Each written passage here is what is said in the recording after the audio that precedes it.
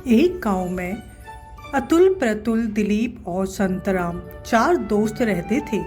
गांव के सामाजिक वातावरण, रहन सहन का पूरा प्रभाव उन लोगों पर था। एक दिन चारों दोस्त गांव की उत्तर दिशा में मूंगफली खाने खेत पर गए। वहां उस खेत से लगा हुआ एक छोटा सा तालाब था।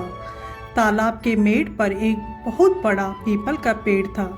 अचानक अतुल पीपल के ऊपर मधुमक्खियों का छत्ता देखकर जोर से चिल्लाया, वो देखो मधुमक्खियों का छत्ता, चलो पत्थर से मारते हैं। पत्थर में जब शहद लगकर नीचे आएगा, चूसने में बड़ा मजा आएगा।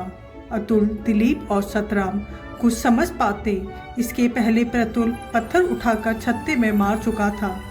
छत्ते पर पत्थर लगते ही मधुमक्खियां भिनभिनाती हुई उन लोगों की तरफ झपटी।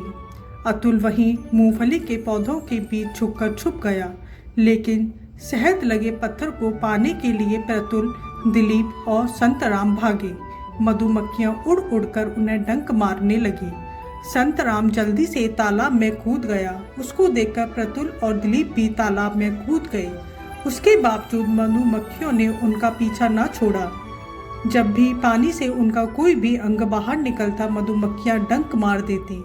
मधुमक्खियों ने अतुल को बिल्कुल भी डंक नहीं मारा था। संतराम के शरीर पर सबसे अधिक डंक थे। तालाब से बाहर आने के बाद चारों मित्र गांव के मैदान की तरफ भागे। वहीं घने बरगद के नीचे पहुंचकर अपने अपने शरीर में लगे डंक दिखाने लगे।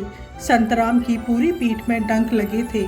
उसे निकालते हुए प्रतुल ने कहा, यार संतराम, गांव में तुमने देखा है ना कि बिच्छू के डंक मारने, सांप के काटने या बुखार आदि आ जाने से बैगा को बुलाकर झाड़ फूंक कराया जाता है। बाद में उसे मुर्गी, बकरी आदि बलि के लिए दी जाती है। वैसे उस तरह के झाड़ फूंक तो हम लोग नहीं कर सकते, लेकिन बलि देने के लिए कुछ कहो तो तुम ठीक हो सकते हो।